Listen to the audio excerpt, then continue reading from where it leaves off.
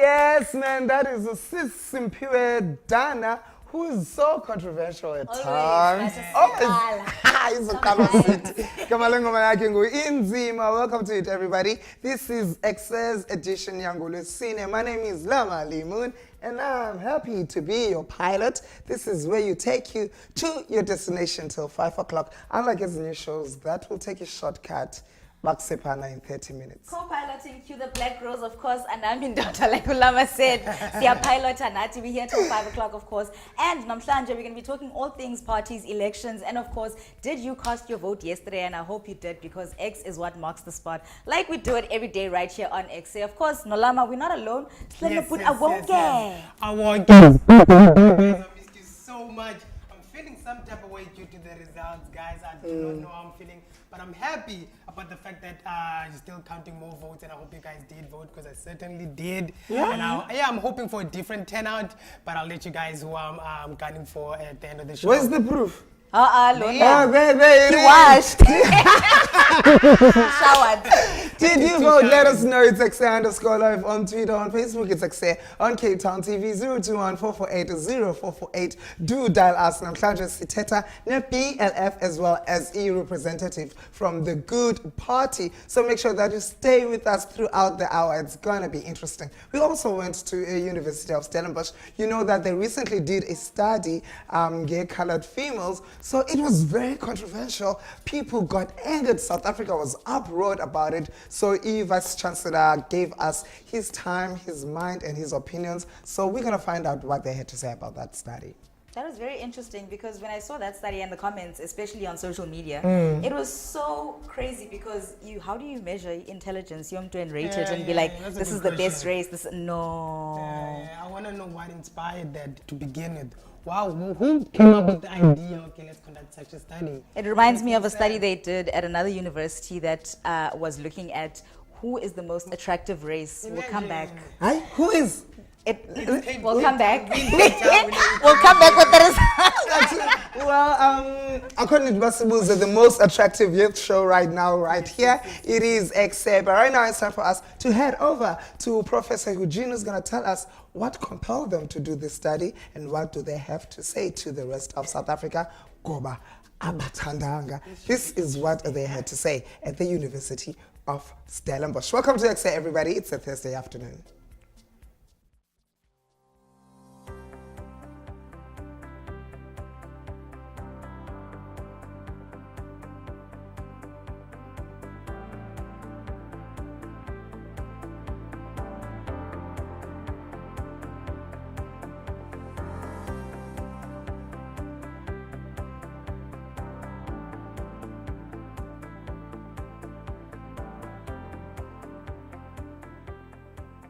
Yeah, for us it's really, so when this article eventually came to light, the perception out there, which is real, was that it was damaging to specifically colored women living in a poor area.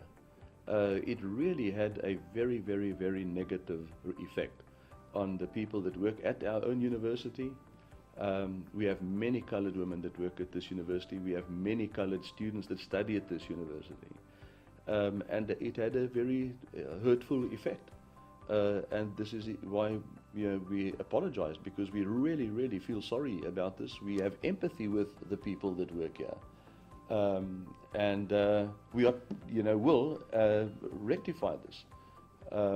We already started communicating to the relevant groups that were involved. We'll have workshops around this. We'll engage with the community where the study was in fact made to see how we can in fact help them to cope with the traumatic experience that these results have actually led to. Now, Professor, the university has been previously seen as a racist university, which overlooks racism actually. So we could look back at the Open Stellenbosch uproar around the language policy at some point in 2015, 2016. Yeah. So what would your comment be on that? Well, let me say this. The university is absolutely against all forms of racism. This includes intellectual racism.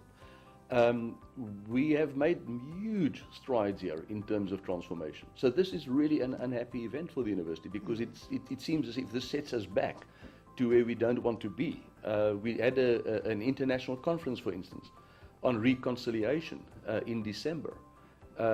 We have a research chair on reconciliation. This was a conference conducted with many people from overseas. Just over the weekend, I in fact got a letter from 8 professors from all around the world that attended that particular conference, saying how good it was that the university organized this first time in South Africa to, at that large scale, talk about the pain of the past, the pain of apartheid, the trauma that caused, what is the post-traumatic effect of apartheid.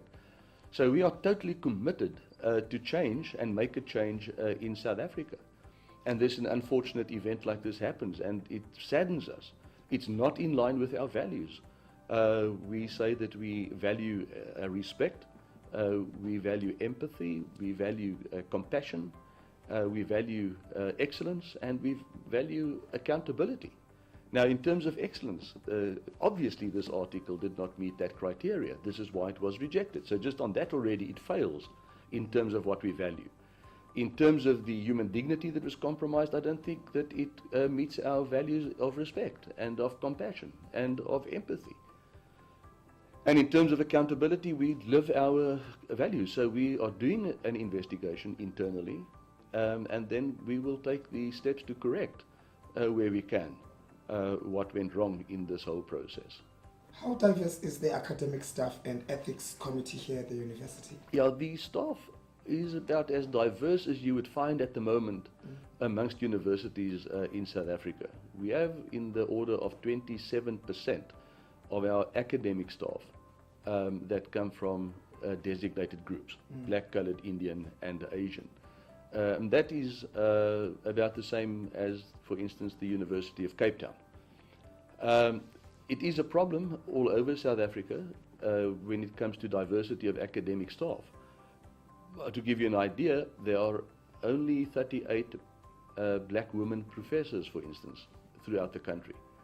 So even if we had to employ all of them at the university out of a staff of just over 1,000, it would not really make a big difference. In fact, it would make a lot of other universities very angry if we do that. What we are, in fact, doing is, if we look at our postgraduate student cohort, for instance, these are our masters and PhD students. 50% of them are black. We graduate, for instance, every year, and this is also for the year 2018. About 130 black PhDs at this university. It is a large number of graduates. It's about 50% of all our PhD graduates. To put that into perspective, it is more than 20 other universities in South Africa where they put together their PhD graduates, both black and white. So we are making a huge impact in South Africa in terms of providing the intellectual capital that will take this country forward. So since this study has been published, doesn't this situation now put the university in a precautious position where all racial-related studies would be questioned?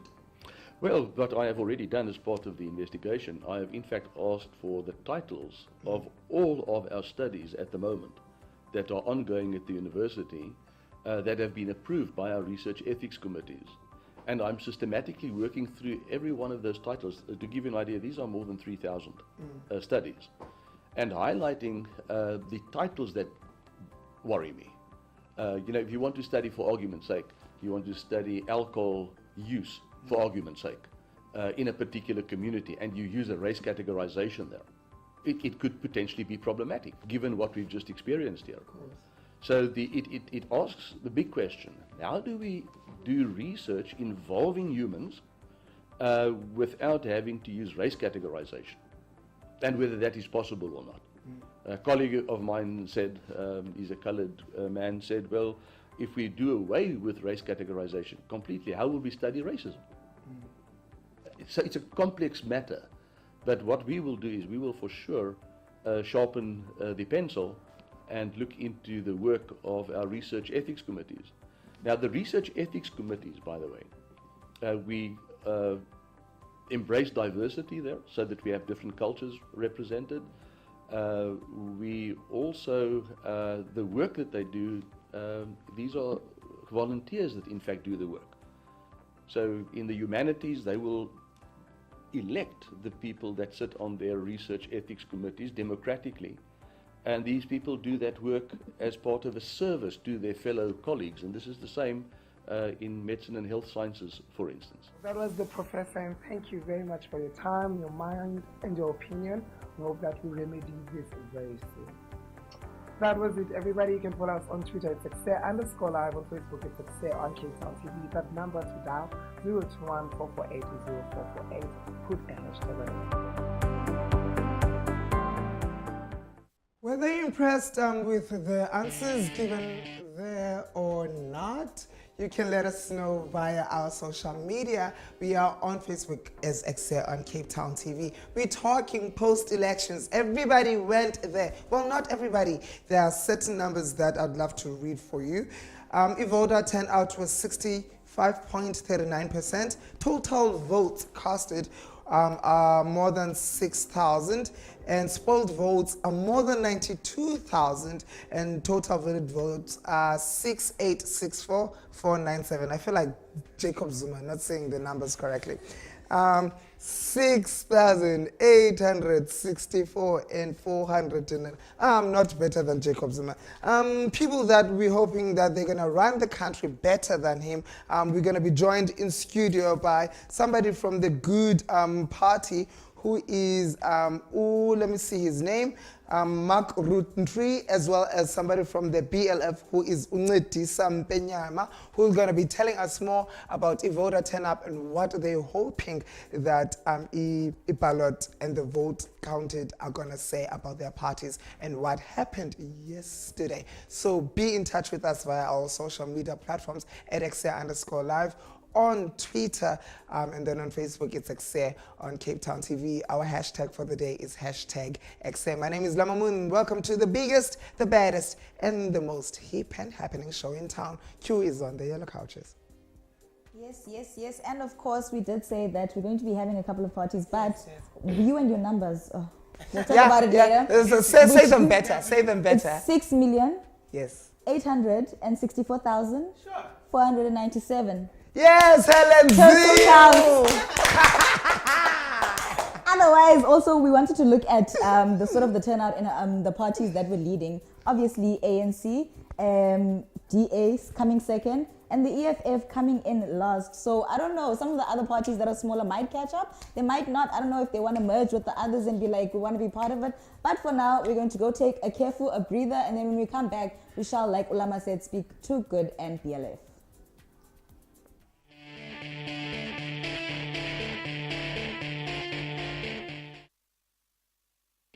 Are the parties that you voted for yesterday gonna do you proud? Is that X, that mark you put against the politician or the party that you voted for, gonna count against you or for you? Is service delivery gonna be something that is not of a surprise but of a matter of fact? Is it something that we're gonna appreciate or long for? Those are the questions that remain to be answered until we find who is going to be the ruling party nationally as well as provincially. Tell a friend to tell a friend. Right here on channel 263 on your DStv. We go by the name of Ekse Live. My name is Llama. Awonge is here in studio as well as Ukakamba. We're joined by the Good Party as well as BLF. Everybody, welcome to Ekse. We're going to be with you right through to the hour 5, talking everything of politics. Right now, let's find out what happened yesterday when the rest of you went on to go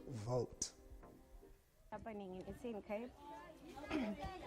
These are the students that are black, and then people, in fact, white people say they must stand in their own line.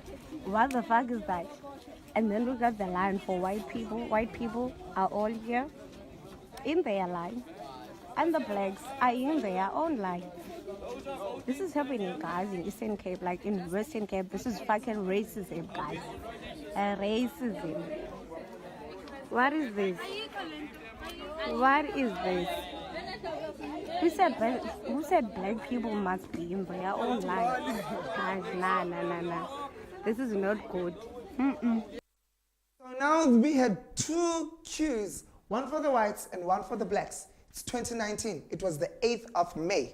That was happening in Eastern Cape. If you've got much more information about what was happening there, we just showed you a clipanyana of what was happening at the Eastern Cape. Whites only, blacks only. 8th of May, 2019. Democracy in action. How about that? At the yellow couches, we've got the Good Party as well as the BLF. We want to find out more about their policies and what they think happened yesterday and what it means for their parties. Yes, of course, like Ulama said, clearly Mark from the Good Party and of course Disa from BLF, bringing them together unlike that line in the Eastern Cape. We'll find out about that later. I don't know what happened there. Yeah. How are you guys doing? We're good. You good? We're good! We like what you did there. No, we're very good, thanks. We're good in a black way. In terms of the elections yesterday, obviously you guys went and voted. The turnout for each of your parties, were you happy about that? Yeah, I'm happy, provided that we're a new party, and we've had to deal with a very skewed distribution of resources and airtime because of how mainstream media. I'm very happy that I'm here. Excited, it's fine. I'm very excited because I've been in the other mainstream media platforms, but I've not been here, and I was very worried about that, but I'm happy I'm here. So it was about that these so-called new parties, right? We don't get the airtime we deserve, but I think we have the best policies. Itiniwe ANC, EFF, Trankanyan, and then so I'm just happy that our people turned out and they voted, and it's a first step towards us attaining power one day. We have a dream of taking power in this country. All right, and for the Good Party? Yeah, no, we've been, we're only 5 months old, also a new party. We've been overwhelmed by the support we've got from across the country. We obviously have a very strong base in the Western Cape, but also in Gauteng, which is our province that's growing very, very fast. And there we've got a really great young team driving things there for us. So the response yesterday has been fantastic. We're watching the results come in today. They're looking very good for us. And we're just waiting for the metro results from Cape Town, which is where we have quite a big support base. So we're hoping for at least a seat or two in each of the provincial and national parliaments. And really that's kind of what we're aiming for at the moment. We've got a 5-year plan to build the party. So this really is just kind of a foot in the door. We want to get a chance to get good, no pun intended, but realistic solutions to land, housing, economy, into the public space and into Parliament and debated there. People say the great economic success of the Western Cape, but last year 90% of the jobs were created in the province just came from Cape Town, and all of those jobs were created while Patricia de Lille, who's our leader, was in charge of Cape Town. So these guys who are taking credit for a woman's work, those days are over. I think she's got quite a big voice and she won't sit quietly in the corner. So and we also want to carry on with our anti-corruption exposures. So that's going to be an ongoing thing for the next few years for us. Lama, to get the elephant out of the room before we proceed to everything else, you were recently taken to court by another political party. Yes, the mischievous FF Plus. Racist, unrepentant. All right. It was because we don't allow white membership into our good Black First, Land First Party because of the historical evolution of the struggle in this country, that whenever white people are invited into liberation movements, the movement itself tends to prioritize their interests at the interests of black people, such that we become a non-racial party that doesn't deal with the core issues that are affecting black people, particularly, for instance, unemployment, spatial planning, nationalization and socialization of the commanding heights of the economy, and all these things that are particularly affecting us. So also Biko is from SASO, which got out of NUSAS, why Black Consciousness Movement. We are orthodox Biko followers. Everything that Biko did to us is what we ought to do in order, because everything Biko said is still haunting. There's a specter of Biko's face in South African politics. That's why we don't allow these people. So is that not reverse racism? Yeah, but it's positive discrimination. In the sense that you must discriminate in order to reverse the legacies of apartheid. If we don't do that, you are just going to prioritize the very people that this society has already prioritized. We are saying at the center, black people first, through the land first. It's very clear. There is no country in the world that can say its majority people must not be the central components of them fixing the country. That's all. It's not as controversial as people think it is. Black people are the ones who are the majority. All right. Apartheid affected disproportionately black people. So there is no, unless you are a liberal, non-racialist who doesn't want to deal with the core issues in an aggressive way, because we don't believe this pussyfooting around issues is going to solve them. Yeah. You must be clear. Usombulula ingxaki ezaffecta thina kuqala, thina bantu abamnyama kuqala. So it happens that you win provincial governance. So majority of white people live in Camps Bay, in Constantia, in Bishop's Court. Are you not going to serve them? No, we'll serve them, but after we've done with the issues of Khayelitsha, the issues of Houtbeg, there are people in Hangberg, for instance, that have not been solved. There are people in Philippe, I stay in Delft, there are people in Blikisdorp. Yeah. And Tsunami, you know, like the living conditions there, apparently they're in temporary housing, but temporary means for a certain time, but now it's close to 10 years they've been there. So we are saying, put black people first, don't be afraid, don't be unapologetic about the agenda to save black people, to give them dignity. And that is what the ANC has not done. And we think that it's time for them to move. But of course, I'm checking the results. It seems as if people are still in love in some funny, abusive way with the ANC. So it's a long-term project, right? To say we must work in the minds, as Biko said, that the most potent weapon in the hands of the oppressor is still the mind of the oppressed. Okay. I guess the elephant has left the room. Thank you for that. Okay, so looking at the voting, we've just always had in the past a problem with the youth participating. Has it changed this year? Do you feel like you guys got more participation from youth to actually see sort of like the goals that you have and sort of participate in the voting process? Sure. Yeah, look, I'm tracking our membership. Half of our members are young, under 35 years old. We have purposely not set up youth leagues and women's leagues. We don't believe in separating young people or women away from the sort of centers of power. So 3 of our premier candidates are women. We have a lot of young people throughout the leadership structures of the party. As I said, there's no point in putting people away or in a corner. So our party really has brought young voices to the front. It also helped us develop a much more kind of cutting-edge social media campaign, and that was kind of driven a lot by the young people in our party. So we're very, very, very much aware of young people are very disillusioned with the current political parties, and that's exactly why we sort of formed, and that's how we want to take the country forward. Okay, Mark, there's another thing, another elephant. Yes. Ms. Patricia was in the PAC, and then she formed the ID, and then she did DA, and now she's in Good. Are we flip-flopping here? Yes, so we get this question a lot. So I was just talking about this earlier. Yeah. If your listeners or viewers go online and Google Patricia de Lille in about 1994, when she was still part of the PAC, one of her first kind of interviews, an introduction to kind of white South Africa, I guess, on TV was an interview she did with Evita Bezuidenhout, who was then introducing white South Africans to these political leaders that were leading parties in the 1990s. And the focus of her interview there was around dealing with informal settlements and the problem of land restitution in South Africa. That was 25 years ago. The same story that she's still talking about now. Political parties shift and change their priorities, which is exactly what we saw with the ANC, the distinction between the Mandela time versus Zuma. It's the same party, but in a very, it's the same name, but the party, in fact, and principles are very different. And we've seen how the DA has also shifted into a very conservative patterns now. The National Party essentially runs Cape Town. The mayor, the head of transport, the head of planning, and the head of the city's land assets are all ex-National Party members. So, the political parties shift, and our leader has never, shifted from her principles. So when the DA became kind of headed more conservative and right wing again, she didn't have that space.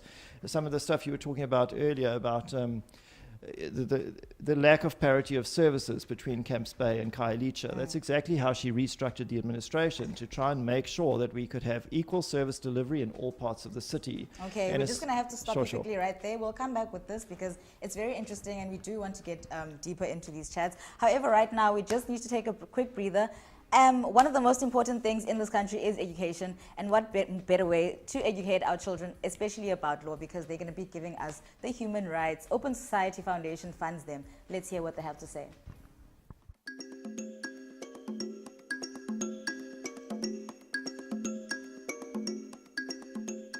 I am intrigued by the brilliance of these young people. I'm driven by this altruistic work to imbue them with the gift of education.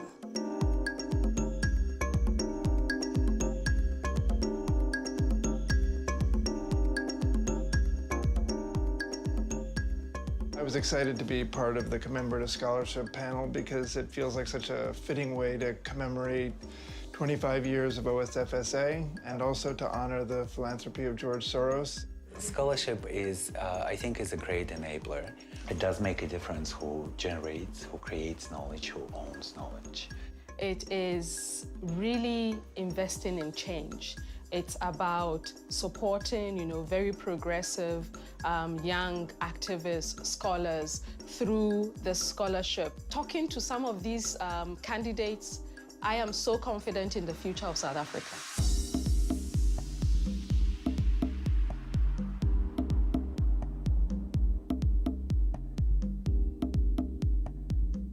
An open society. Actually, for me, one of the most beautiful things in our constitution is the preamble. We, as South Africans, we lay a foundation of an open and democratic society. As a fees must fall list, I know how difficult it can be not being able to pursue something that you want to. So scholarships like this, that have focus areas, first of all, are very important. I love the law. Law is what binds society together. And also when I study law, I'm not limited by other constraints. It's just my brain. That's the only thing required. So my interest is around oppression. And because I am Black and I am woman, essentially trying to recalibrate what our feminism looks like. The standpoint from which I come from, which is the philosophy of Ubuntu, understands me as being a relational being. I also understand Ubuntu to be a system of justice, and the philosophy of Ubuntu to really speak to the fact that a wrong must be rectified. So I want to be part of the community of activists that when we see an injustice, we call it out and we do everything we reasonably possibly can. An open society would mean no discrimination. It would mean no fear or favor. The poor, the marginalized have voiced in terms of the decision that are taken. So for me, an open society is being participatory. I say this outright with all so much respect that the AU is still a boys' choir, and we need to dismantle that. But I think it has gotten to a point where African youth need to start questioning certain things. What if we thought about land differently and food as part of that? And let's also think about what food means, to one's identity. Why is local government struggling to fulfill human rights? What is the interface between communities and their municipalities? What does integration mean? How do you self-identify? And what does that mean for society and social cohesion? The current issue now, the buzzword is land expropriation of land without compensation. But this is also a debate which is parallel to that. Are traditional leaders allowed to sell land to these multinational corporations? Do they own the land? I believe in a society where it's not only written on paper that women have a right to gender equality, have a right to participation in issues of politics, but where that participation and the exercise of those rights is actually enabled. Being in civil society, you also are exposed to the work that people are doing and kind of that kind of relentless sense of justice. The struggle is hard and there's a lot to be done, but people are not giving up the fight. I decided to pursue with the law degree because of the circumstances that we are facing from the community I was growing up back, such as human rights violation. A lot of those violations are not reported and then they continue happening because people lack the knowledge of law. Having had experiences of safety while living in Khayelitsha, also being involved with the SJC, sort of showed me the relationship between personal experiences and how deep the structural problems are within our criminal justice system. I'm embedded in sex workers' everyday lived experiences, and it's important for me to always be theorizing from the ground up instead of applying feminist theories and ideologies on people's bodies when actually people already know a whole lot more about their lives.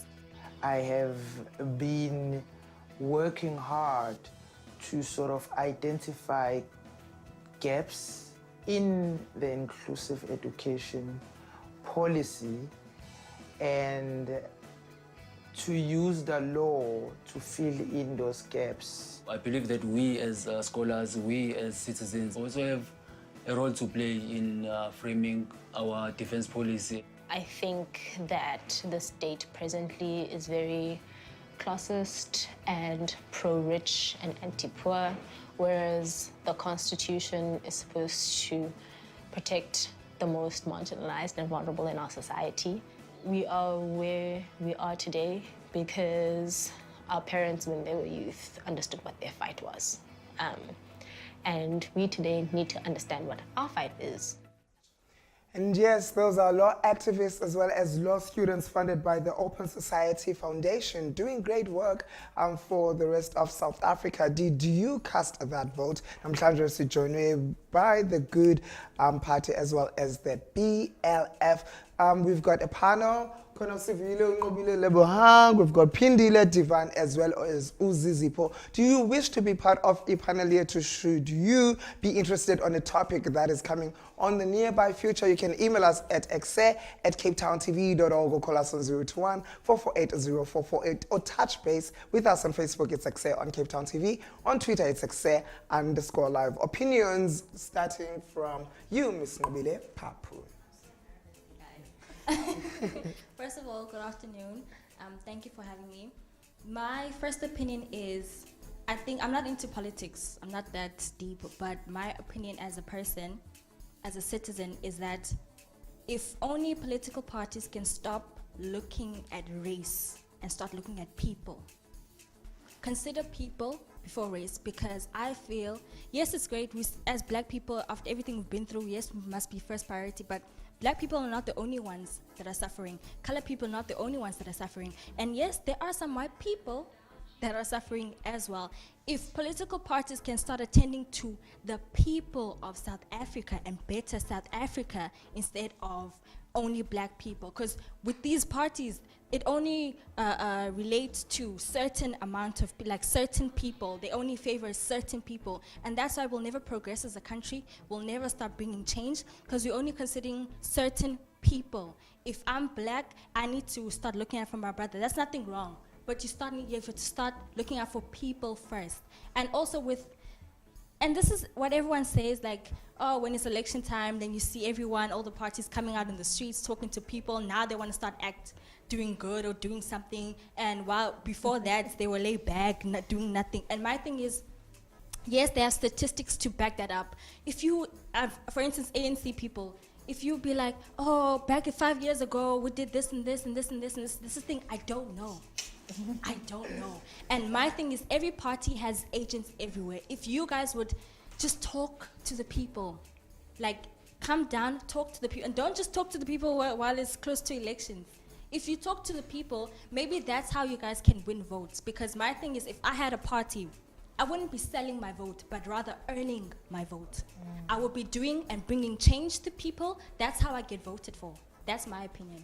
Medusa, would you like to take that? Why are we only looking for blacks? Why are we not looking at human beings for being human beings? Ish. It's a difficult thing to talk to, because it's only black people who are always supposed to not to look out for their people. If you go to China, the Chinese look out for Chinese people, and that they are not made to feel bad for that. If you are in Nicaragua, you must take care of Nicaraguan people.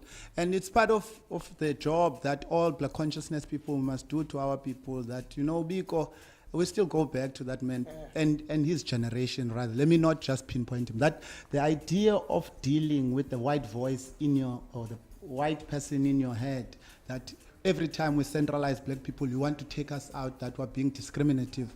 Whereas the history of this country is about us being put away from resources, from the idea of loving ourselves and loving one another. It's a very painful thing to answer, because it means that we must double the work we've been doing, and PLF has been very, very vocal amongst many other things. We're part of Fees Must Fall, we're part of RMF, we're part of you know, going against all the injustices. We have about 15 interdicts from white farmers, because we want the land. You can't stay in Khayelitsha.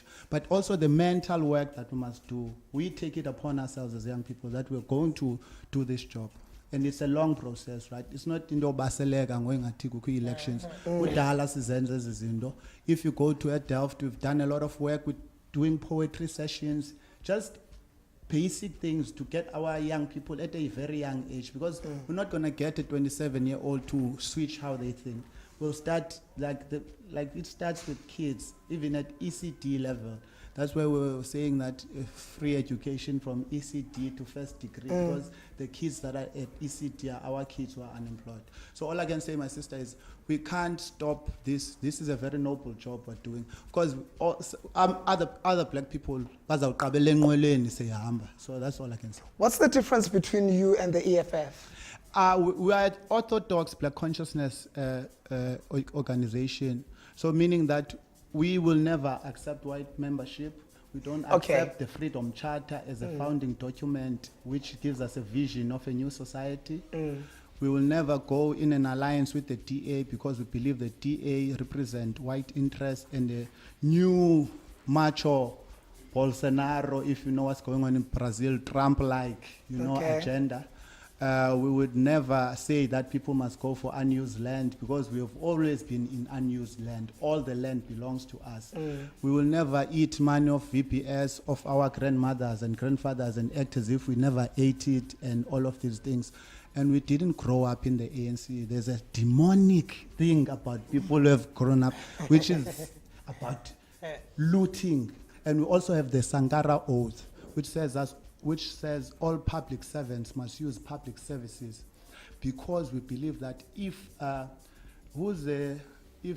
instance, Helen Zille has to use a public institution, or a politician has to use the healthcare facility in Delft, he will fix it because he knows that it's bad there. Why are they going to private and expecting our mothers to go to public?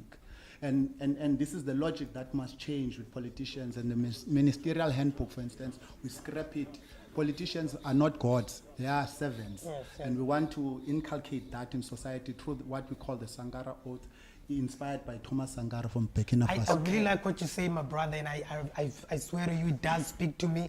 But here's the thing with political parties and politicians, they always say the right things that get to us until you get into power, and then things change. How will I then know that you will continue with this mentality until you get into power? One. Two, how do you feel about this discomfort that brings to the audience, how blunt you are about not liking the other race?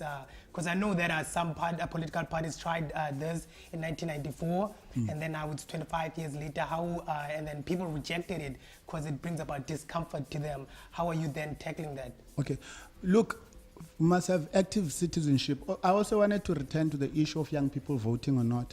Young people love this country, that's why they don't want to vote. And then the other ones who love this country want to vote. We must. And how are you going to do that? By being truthful. For instance, when we started the insert here, you said politicians. I don't regard myself as a politician because I've seen what politicians have done. I want to change. I want to call myself maybe a revolutionary change agent or whatever. But politicians has a dirty connotation to it about looting, right? And I think part of that is to have young people engaged.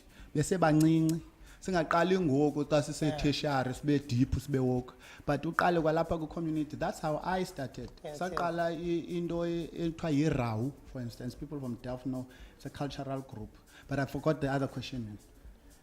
The first question was about you maintaining the same mentality, and then how are you willing to accommodate the people that feel uncomfortable with what you're saying? Though they do agree, but then I don't want to use the word hate, but it somewhat translates to it if then you speak that way. And then what about the white person sitting next to me, which I do love, but then now because of what you're saying, and I feel it. There are two ways to answer this. Anyone who oppresses you and you love them, what are you loving them for? Okay. Yeah, and also we are interested in the project of making our people understand why it's important to believe in this way. And we are going to do that whether people are uncomfortable or not, because when this country was constructed, we were never asked if we like what is being done. When we fix it, we are always going to ruffle feathers. Young people in the history of the world have always ruffled feathers. In apartheid, 1976, in 68 in France, when the young people went against systems, when you topple systems of power, it's never nice to those who have power. Anyone, anywhere in the world. And I don't think, because if we do that, we are changing ourselves to appease those who are holding us poor. Sure. Okay, Mark, this might be for you. Just a quick question for both of you. You mentioned you guys are not coming from the ANC, so you are not rotten. Now, regarding Andile comes from the EFF, so I've got that question for you. And also, same question, Patricia is coming from DA. So now, why should we listen to people who are also coming from what is mentioned as maybe rotten parties? Okay, maybe we're going to find out why we should listen to people who could be coming from the rotten parties and tell us why they are fresh and ripe after this quick, fresh, not rotten ad break. This is Ekse, everybody. My name is Llama. Thank you for choosing us as your source of information. Keep it locked.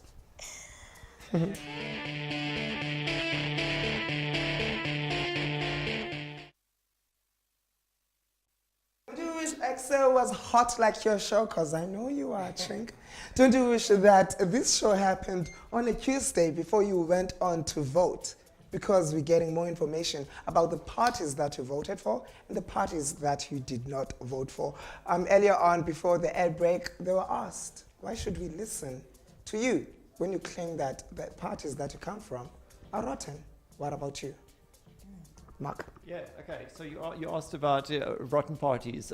Yes, Patricia Dillal is from the DA, but we've got people from across the country. I'm a scientist, I'm not a politician background. Our premier candidate from the Northwest is a farmer. Our premier candidate from the Eastern Cape, she's a government official. So we've got our premier candidate from KZN is a lawyer. We appealed in November or December last year for good people to come forward. You're exactly right. People are very tired of the way the big political parties have been operating. They're riddled with corruption or sort of immoral practices. And, I don't know do you carry on voting for them, even knowing what you know about them, or do you expect the people who can see what's happening, the bad things that are happening in those parties, to stay there? They must leave. And they leave politics, or they leave to form a new movement which will do better than what we're sitting with at the moment. And you can see the low voter turnouts and very disillusioned, especially young voters, because everybody can see exactly what the problems are. So watch us. I promise you, we really are committed to the future of the country.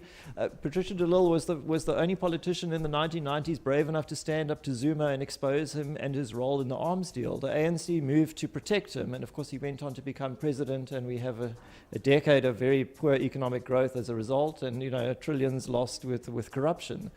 So she's not afraid to stand up and do the right thing, and I think that's what she's done here again. BLF?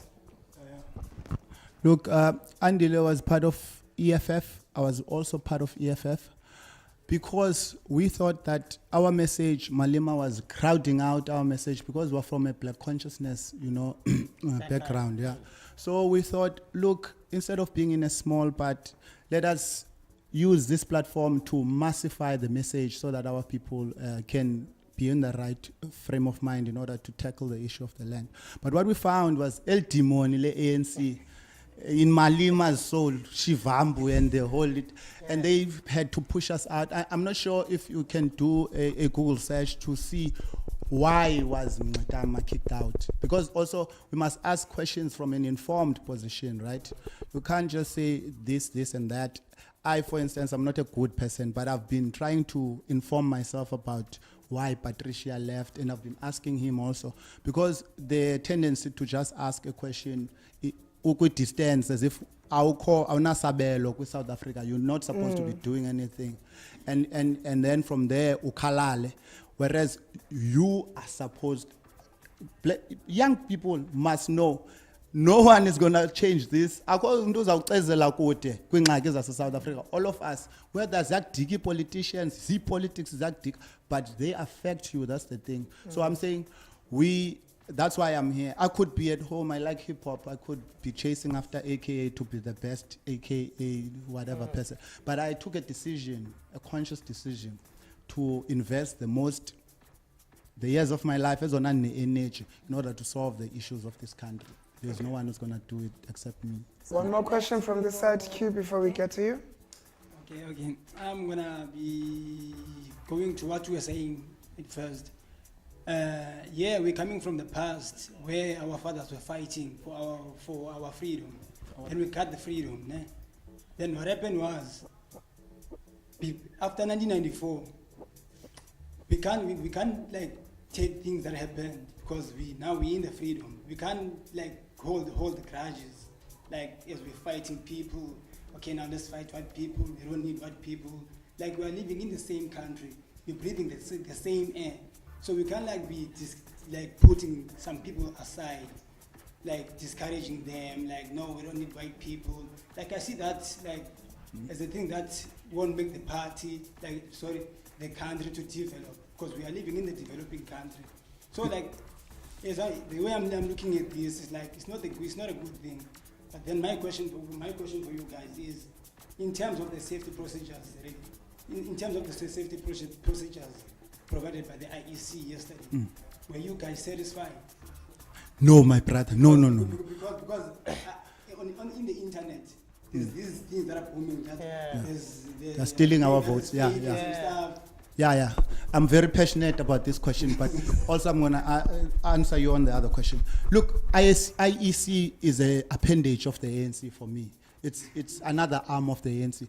These things, in 2014 I voted, this cocky pen thing was not like this. You can rub this one off.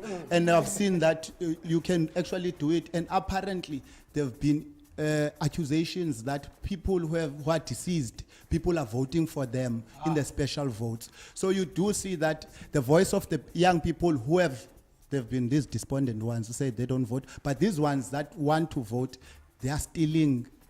It's not a free and fair process anymore. So I am saying we must be vigilant going forward. With 2021, there's this local government elections. Those of us who are in political parties, we must be extra vigilant, because abantu baba vote. So lokho bengathi abantu bathanda le ANC yabo, kanti kudala abantu bedecide ba mabasuka abantu kanti sincinzelwa ivote, and lonto sayijongisisa CPLF going forward. Yeah, I mean, I've been watching the IEC results. Look, your audience is quite young. Half of them are not interested in voting, so maybe this is not a concern for them anyway. For us, it is the sort of allegations of double voting, and I know there are some investigations. There have been some arrests around the country, so I'm glad. I want to see those people prosecuted and sent to jail. That's what should happen. But 25 years, we've got the technology surely to now ensure one person, one vote. It's in our constitution. Why can't we just have that at election time as well? But I think by and large the election was free. It's not, we're not like in Zimbabwe, and I know your land restitution didn't work out that well there. But our elections are still relatively free and fair. Some problems aside, and I trust that the IEC will investigate and prosecute any problems that they Honorable member, I'm afraid that your time is up. Wish that there was more of Ekse, maybe an hour or two. Kodwa ukangoku exesha lethu ukuthi sithi sonibona ngomso xa ngolwesihlanu sizojiva. See you tomorrow. From us, it's goodbye and so long.